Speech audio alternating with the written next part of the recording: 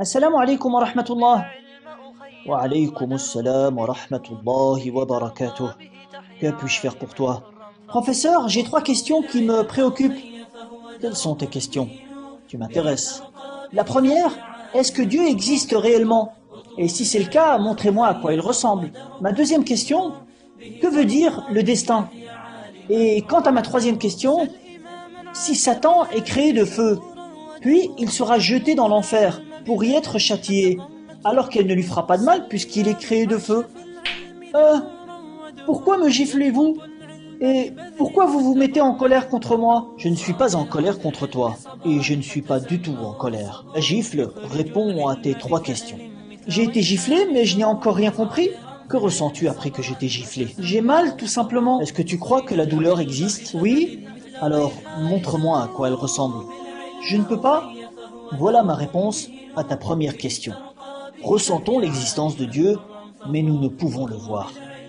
Et puis, est-ce que tu as vu en songe hier que j'allais te gifler? Non, bien sûr. Et est-ce que tu t'es imaginé que j'allais te gifler aujourd'hui? Non, certainement. Voilà le destin, mon petit.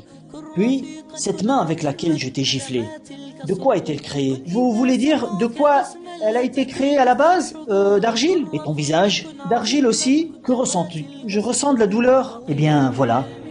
Comme l'argile peut faire de la douleur à de l'argile, c'est la création de Dieu et ainsi est sa volonté. Alors, même si Satan est créé de feu, l'enfer sera pour lui un châtiment douloureux, comme ça Dieu l'a voulu et ainsi est sa volonté.